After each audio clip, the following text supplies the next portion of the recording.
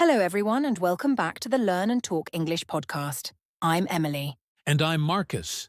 Great to have you all here today. Absolutely, Marcus. Today we're diving into a really important topic, practical strategies to achieve English fluency. Yes, it's a topic that's crucial for learners at all levels. Everyone dreams of speaking English fluently and confidently, but sometimes it's challenging to know exactly how to get there. Exactly. And that's why today we want to share with you some very practical, easy-to-follow strategies. Marcus, let's kick things off by talking about one of the essential points that Maria highlighted, finding the right balance between consuming and producing English. Yes, Emily. Many learners often focus heavily either on consumption, like listening and reading, or on production, such as speaking and writing. The real trick here is to find that sweet spot between the two. That's a perfect analogy. Imagine watching cooking shows endlessly without ever stepping into the kitchen yourself. You might learn a little bit, but you'd never truly become a chef. That's right, Emily. So listeners, remember not only to consume English through movies, podcasts, and books, but also to actively produce it by speaking and writing daily, even if it's just a little bit each day. Another strategy Maria shared that really stood out to me was narrating your daily life in English. Marcus, have you ever tried doing that? Actually, Emily, I have. At first, it felt a little weird walking around saying, "Now I'm making coffee," or "I'm checking my emails." But after a few days, it started to feel natural, and it really helped speed up my thinking in English. Totally agree, Marcus. Narrating your daily activities is a fantastic way to naturally build vocabulary and grammar. It forces you to think directly in English, skipping the whole translation process from your native language. Talking about vocabulary, Emily, let's not forget the classic, but highly effective strategy of keeping a vocabulary diary. Oh, absolutely. Every time you encounter a new word, jot it down along with a definition and an example sentence. Trust me, it's incredibly satisfying to see your vocabulary expanding every week. Yes! It provides tangible evidence of your progress, and that's really motivating. Emily, let's also talk a little bit about pronunciation, because Maria mentioned something very interesting. Practicing pronunciation can boost your listening skills. Yes, Marcus. By focusing on pronunciation, you become more tuned in to subtle sound differences, significantly improving your ability to understand spoken English, especially in real conversations. Exactly. And one method Maria highly recommends is the shadowing technique, repeating after native speakers to mimic their pronunciation, rhythm, and intonation. I've personally found this technique to be incredibly effective. So true. Shadowing not only enhances your pronunciation, but also helps you build confidence to speak clearly and fluently in various contexts. And speaking of contexts, Emily, another great suggestion from Maria is practicing role-playing different scenarios. This method allows you to rehearse specific vocabulary and grammar structures you'll need for real-life interactions. Absolutely. Practicing dialogues, whether it's ordering at a restaurant, attending a job interview, or chatting casually with friends, prepares you perfectly for those real-world interactions. Emily, all these strategies are incredibly useful, but we shouldn't overlook another crucial factor: mindset. Maria mentioned that discipline is more reliable than motivation, and that really resonated with me. Yes, discipline is key. Motivation can fluctuate, but if English practice becomes part of your daily routine, it soon becomes second nature. And remember, embracing your mistakes as part of the learning process is absolutely essential. Exactly. Mistakes are not setbacks. They're stepping stones toward fluency. Embrace them, learn from them, and keep moving forward. Beautifully said, Marcus. And that's a perfect note to wrap up this segment. Definitely. Now, listeners, don't go anywhere. Coming up next, Maria is going to share an inspiring story about one of her students who applied these exact strategies and dramatically improved his language skills. Yes, and after that, our linguistic experts Olivia and Jack will join us for a deeper expert discussion on today's topic, providing their professional insights and advanced tips. And before we go, we'd love to hear your thoughts. Make sure you comment down below with your favorite strategies, like the podcast. And don't forget to subscribe for more valuable English learning tips. Yes, your support means so much to us, and we look forward to reading your comments. Until then, keep practicing, keep learning, and keep talking English. Happy learning, everyone. See you soon.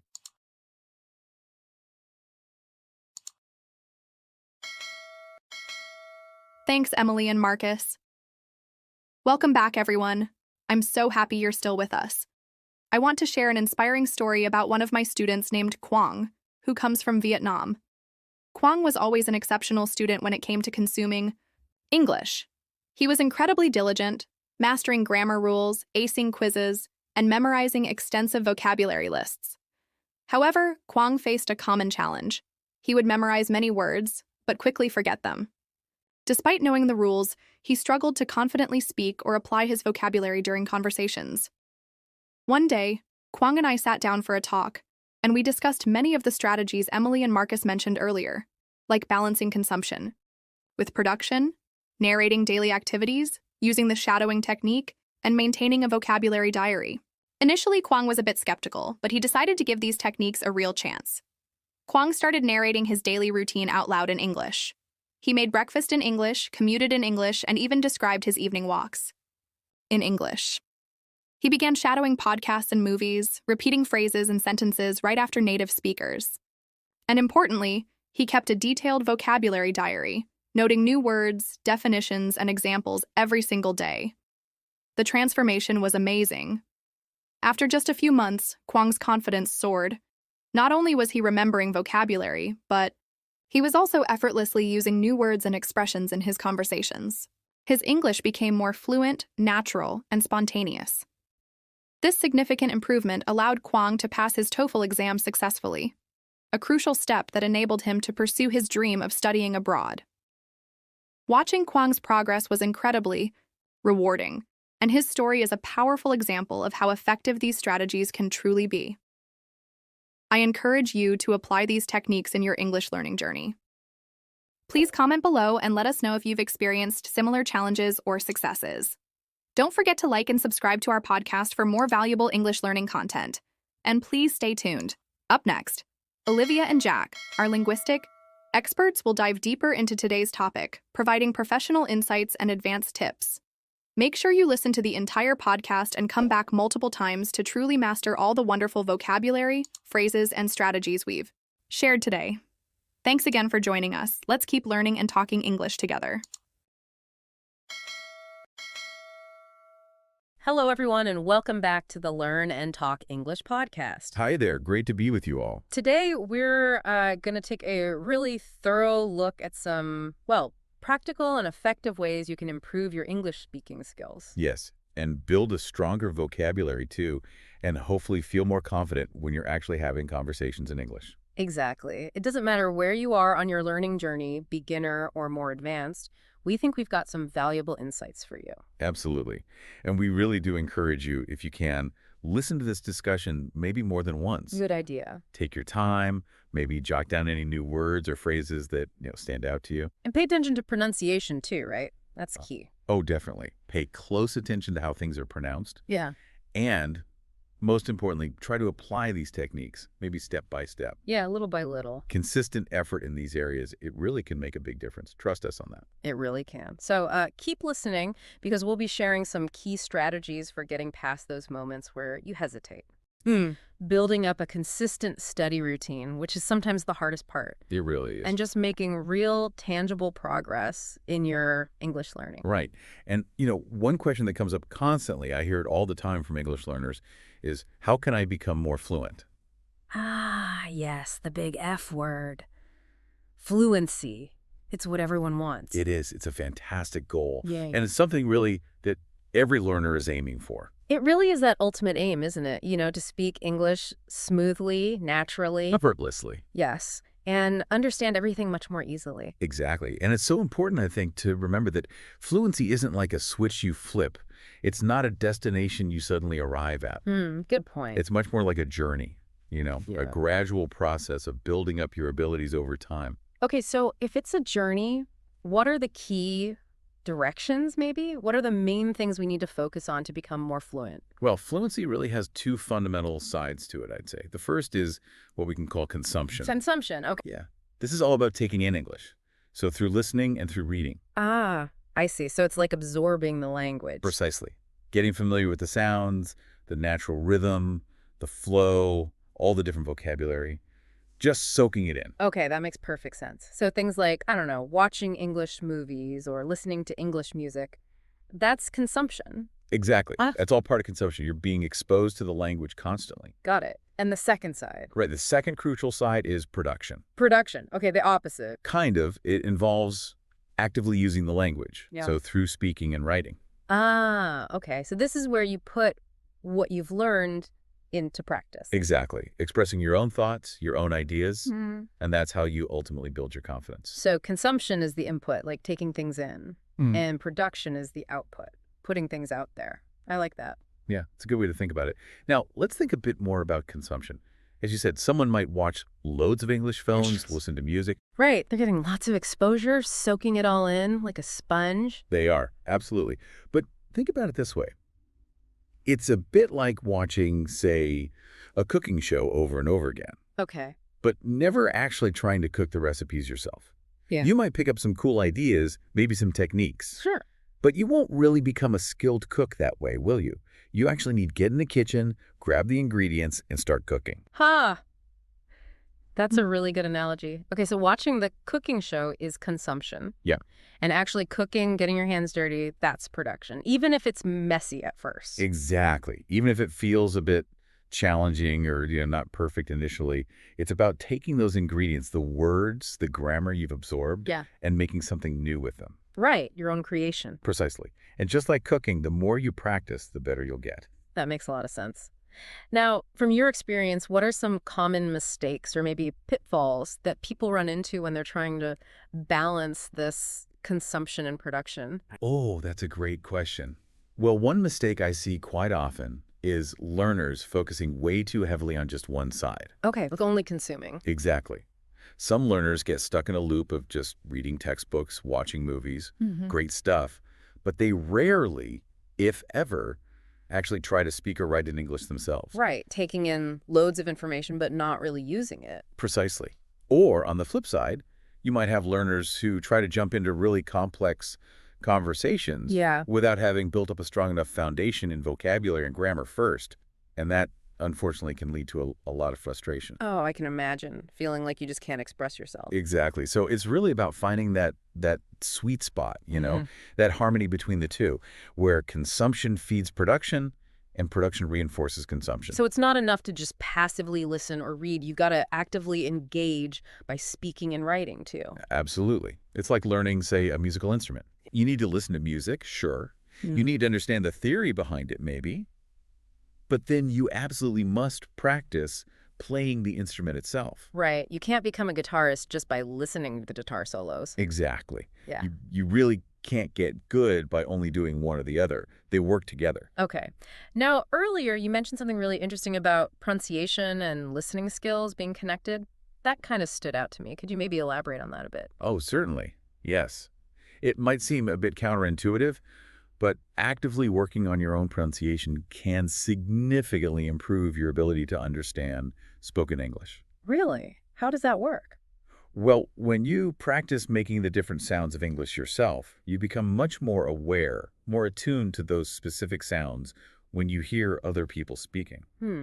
That's fascinating. So it's like training your ear. Exactly. Think of a musician again. They train their ear to distinguish different musical notes. Yeah. The more they practice identifying and playing those individual notes, the better they become at hearing them, even within a complex piece of music.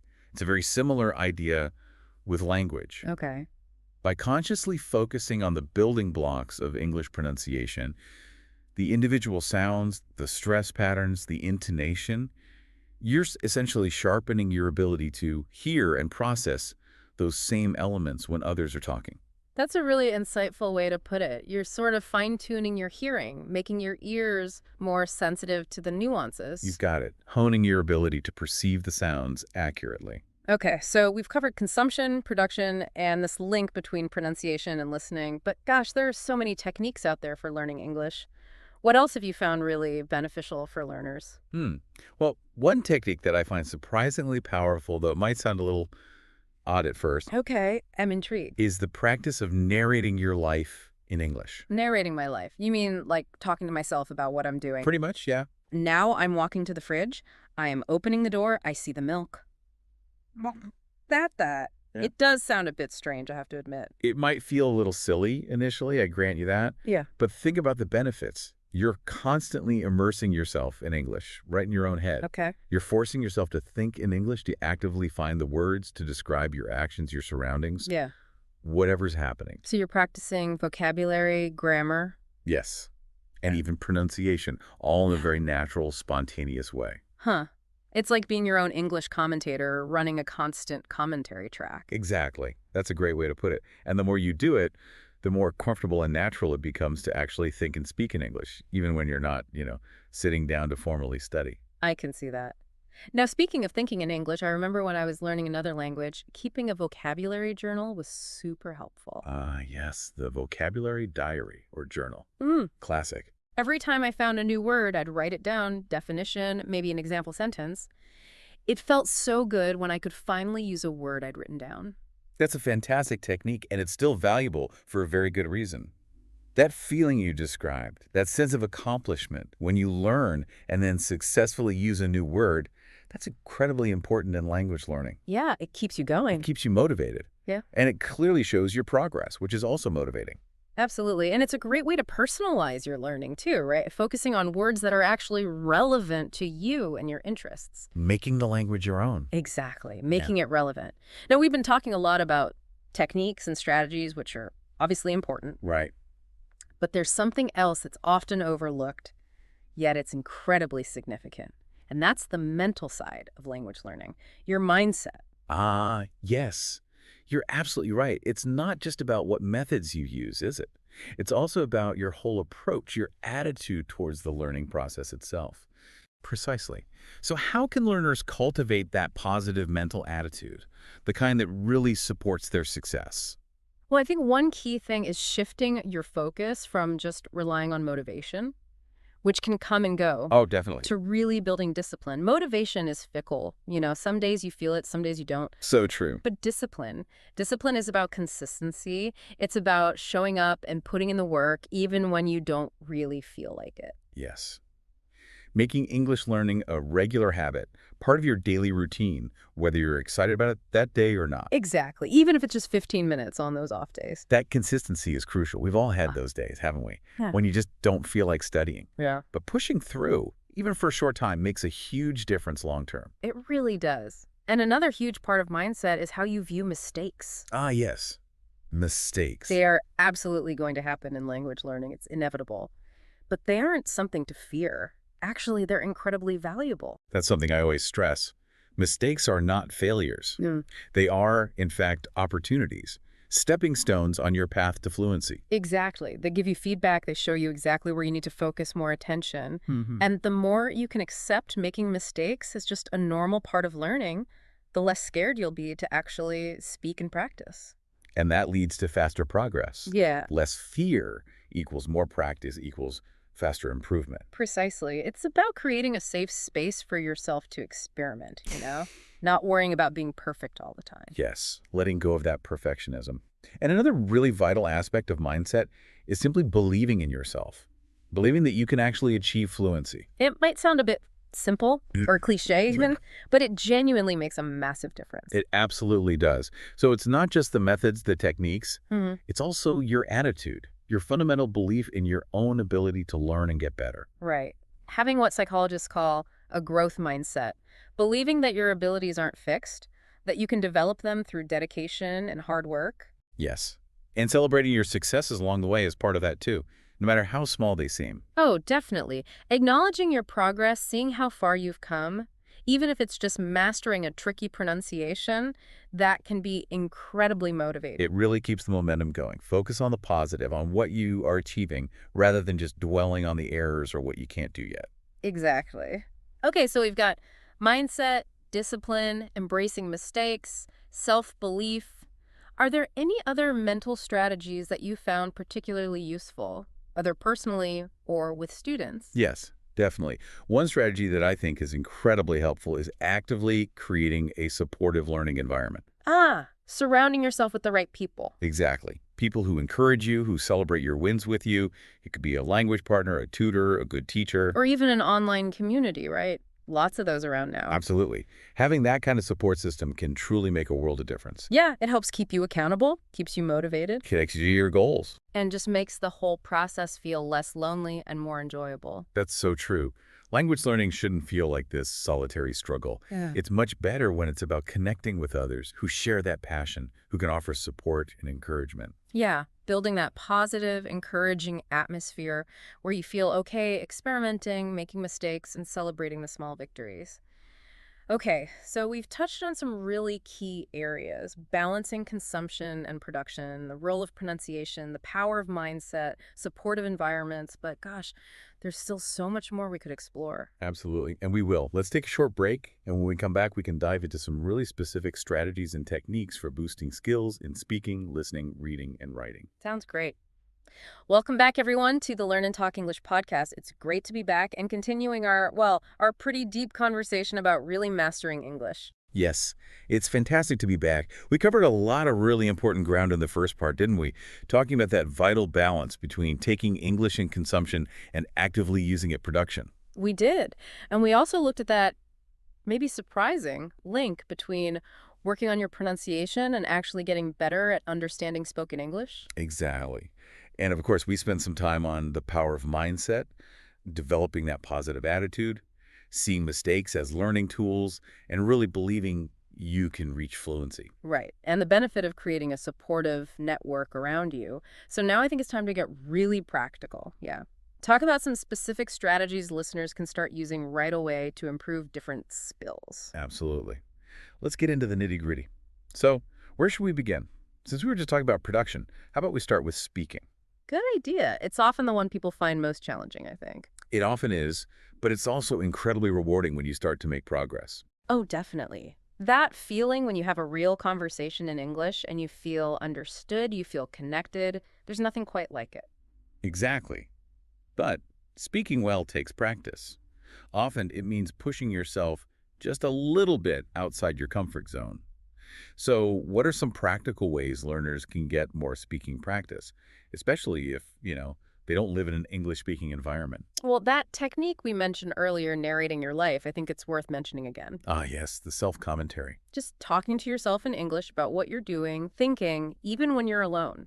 It sounds weird, but it really does help you get comfortable thinking and forming sentences in English. It really does. It turns everyday life into practice time. And if you want something more structured, thankfully there are loads of online platforms and apps now. Oh, yeah. Loads. They can connect you with other learners or even native speakers specifically for conversation practice. Yes, those can be brilliant. They often offer a pretty safe, encouraging space to practice without feeling too judged or self-conscious. Mm-hmm. And many offer different kinds of practice too, right? Like informal chats, maybe role-playing specific situations, even debates if you're up for it. So you can choose what suits you. Absolutely. Now, another really important tip for speaking, I think, is to focus on using the vocabulary and grammar you already know. Yes. Rather than getting totally stuck trying to learn absolutely everything all at once. Exactly. It's easy to feel overwhelmed, isn't it? But it's usually much more effective to really master the basics first and then gradually build on that. Completely agree. It's like trying to build a house, right? Yeah. You need a solid foundation before you start adding fancy decorations. Good analogy. And that foundation in language is built through actually using it, speaking, writing. Even with mistakes? Yes. Even if it's not perfect. Absolutely. Don't be afraid to make mistakes when you speak, please. It's natural. It's totally natural and actually essential. I often tell my students, mistakes are your friends. They show you exactly where you need to focus, and they help you learn and improve. Yeah, embrace the mistakes, learn from them, and just keep practicing. Okay, let's switch gears. What about listening? Ah, listening. So fundamental. It really is the foundation of communication, isn't it? But it can be a real challenge for learners, different accents, fast speech, unfamiliar words. It certainly can. Good listening comprehension is absolutely vital. And just like speaking, it takes practice and the right strategies. So, what are some effective ways to get better at understanding spoken English? Well, one technique we touched on, which is really powerful, is called shadowing. Yes, shadowing. Fantastic technique. Can you break down how it works again? Sure. Basically, you listen to a recording, could be anything, someone speaking English, Yeah. and you try to repeat what they're saying almost at the same time, like their shadow or echo. Right behind them. Exactly. You really try to mimic their pronunciation, their intonation, that musical rise and fall of the voice and the rhythm of their speech. Mm-hmm. By doing that actively, you're training your ear to catch those subtle details of spoken English. And at the same time, you're improving your own pronunciation and fluency. It's a great two-for-one deal. It really is. And what kind of recordings work best for shadowing? Honestly, almost anything. Podcasts, audiobooks, bits from movies or TV shows. As long as it's interesting. Yes, that's the key. Choose stuff you actually find interesting and engaging. That way, you'll be much more motivated to stick with it. Makes sense. And another great way to boost listening, maybe more passive but still effective, is just immersion, right? Absolutely. Just surrounding yourself with English as much as possible. Yeah, making a conscious effort to listen whenever you can, English podcasts while commuting, movies in English in the evening, music. Exactly. The more you expose yourself, the more comfortable you'll become with different accents, different speeds. And as your listening improves, you'll naturally find it easier to follow and join in conversations. Totally. Okay, great advice for listening. Let's move on to another crucial skill, reading. Ah, reading opens up whole worlds. It really does. And it's fantastic for building vocabulary, understanding grammar better, and just improving your overall grasp of English. So true. Reading is incredibly powerful. And just like with listening, it's crucial to choose stuff you actually want to read. Yeah, finding books or articles you're genuinely interested in makes all the difference. So, besides picking enjoyable material, what else helps improve reading comprehension? Well, that vocabulary diary we talked about earlier, it's great for reading too. Right, jotting down new words as you find them. Exactly. Write down the word, its definition, maybe an example sentence, showing how it was used in the text. It makes you engage more actively with what you're reading. It does. And don't be scared to look up words you don't know. That's part of learning.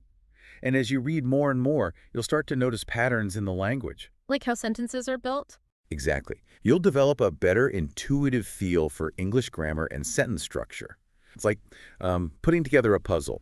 The more pieces you get from reading vocabulary, grammar patterns, the clearer the whole picture becomes. Yes, analogy. Okay, so we've done speaking, listening, reading. What about writing? Writing, yes. Such an essential skill, both personally and professionally.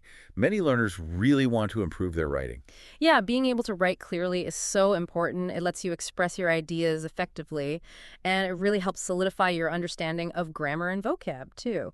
So, any key tips for getting better at writing in English? Well, one good suggestion is to practice writing in different styles and formats. Don't just write essays, Right. Try other things. Yeah. Try writing emails, maybe letters, blog posts, perhaps even short stories. Oh, that's a great idea. Experimenting like that helps you develop a wider range of skills, makes you more adaptable. Exactly. And another really important tip, focus on clarity and conciseness. Keep it simple. Pretty much. When writing in a second language, it's easy to get tangled up in really complex sentences or trying to use fancy, obscure words. But often, the best writing is just clear, simple, and direct. Absolutely. Getting your message across easily is the main goal. And getting feedback is probably important too. Oh, crucial. Don't hesitate to ask for feedback on your writing. From a teacher, a tutor, a native speaker friend, anyone who can give you constructive comments. Yeah, that feedback helps you see where you can improve, spot recurring errors maybe. Exactly. It gives you a different perspective and pinpoints where you can make your writing stronger. Okay, so we've covered the 4 big skills: Speaking, listening, reading, writing.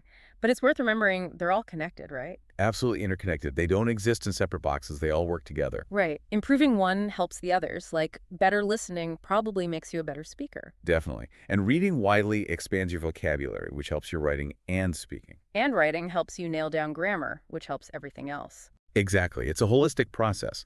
The more you practice and integrate all four skills, the more fluent and confident you'll become overall. Well said. Now, I know we've covered a lot, but I feel like there's still more, especially for learners aiming higher. Are there other, maybe more advanced techniques or resources you'd recommend? Oh, there are definitely more things to explore. And what works best really varies from person to person.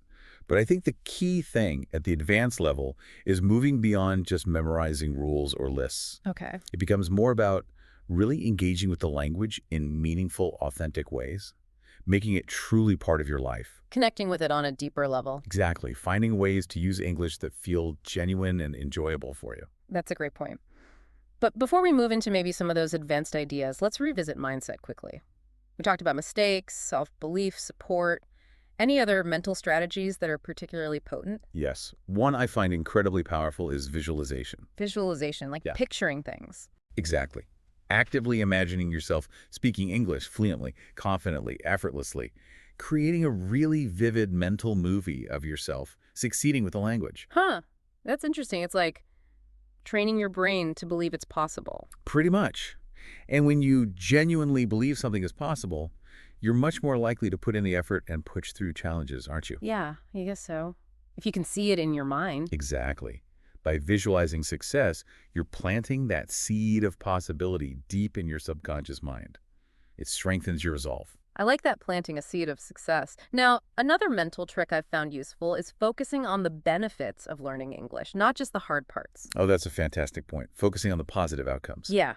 All the doors English can open, connecting with people globally, travel, career boosts, accessing more information. Absolutely. When you keep those positive opportunities in mind, it really fuels your motivation and keeps you engaged, doesn't it? It does. It reminds you why you started this journey in the first place. Finding your personal why, that core reason you want to learn English.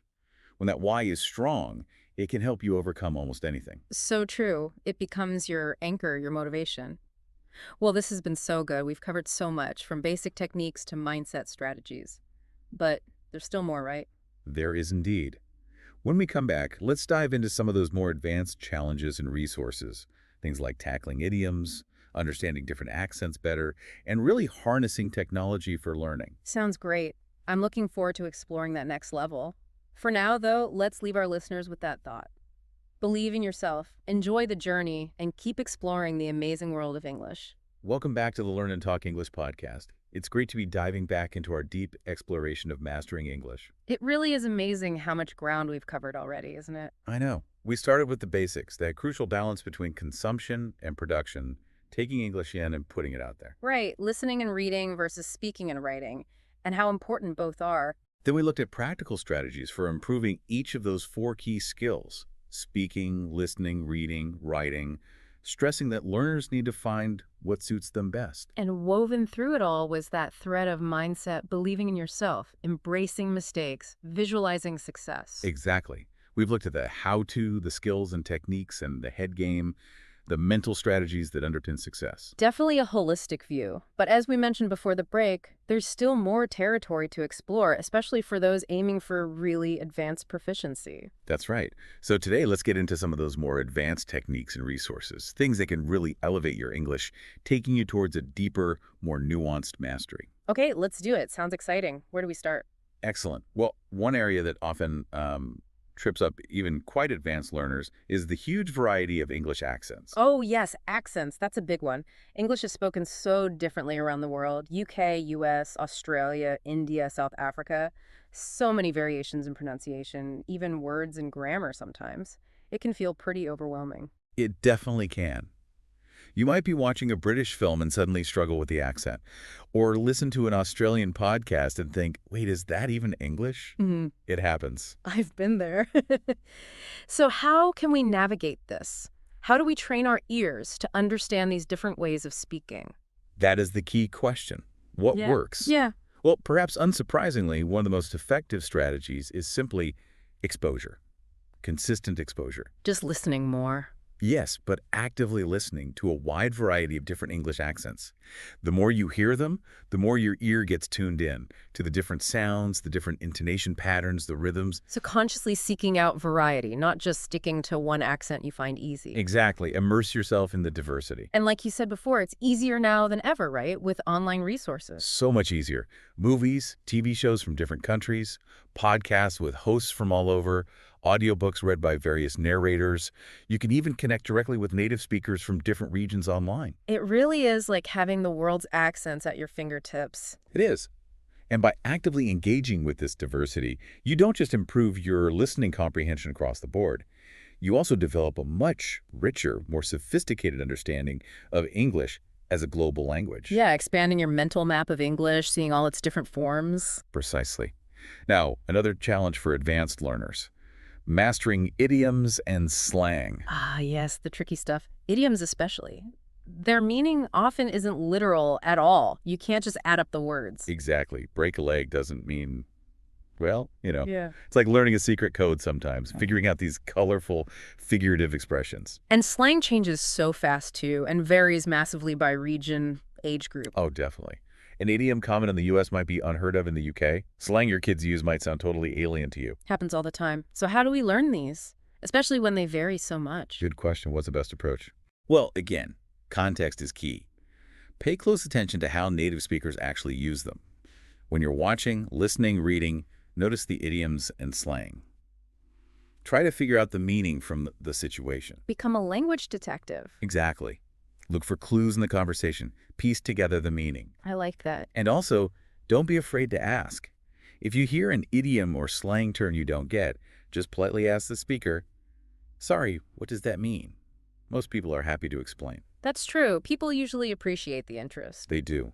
And the more you expose yourself to authentic real-world English, the more comfortable you'll become with understanding and maybe even using idioms and slang yourself, appropriately, of course.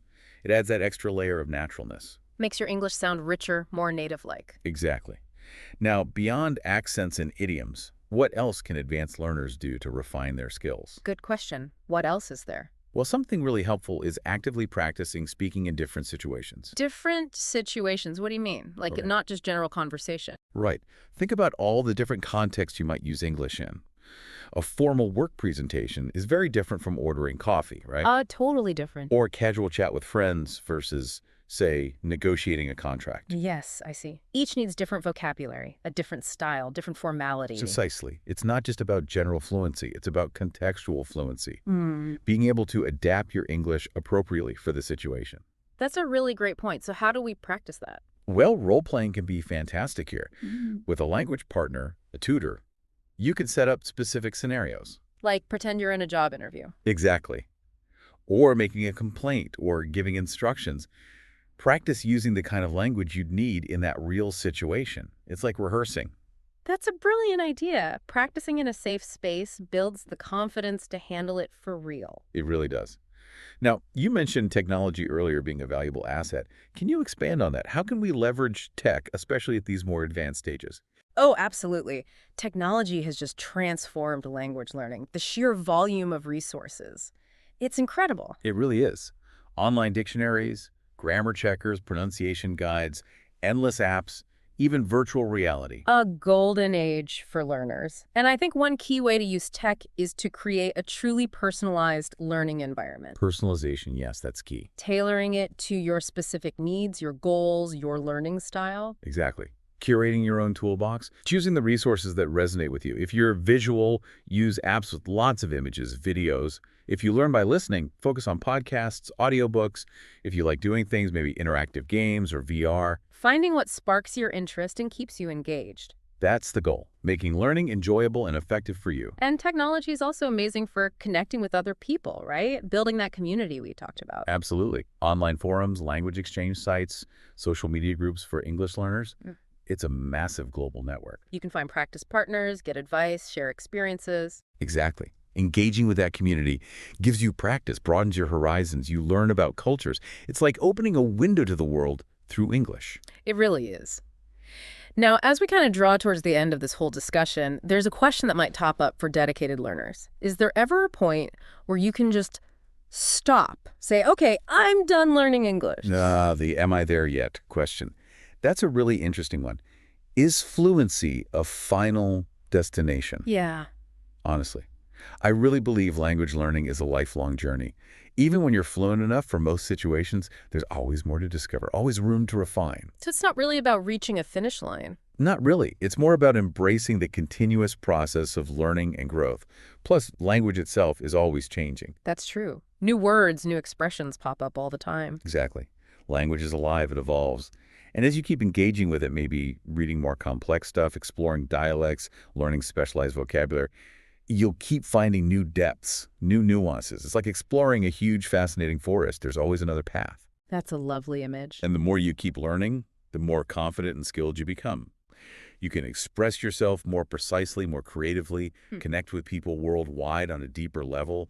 It's just a continually enriching journey. I think that's a really wonderful and inspiring thought to end on. I agree.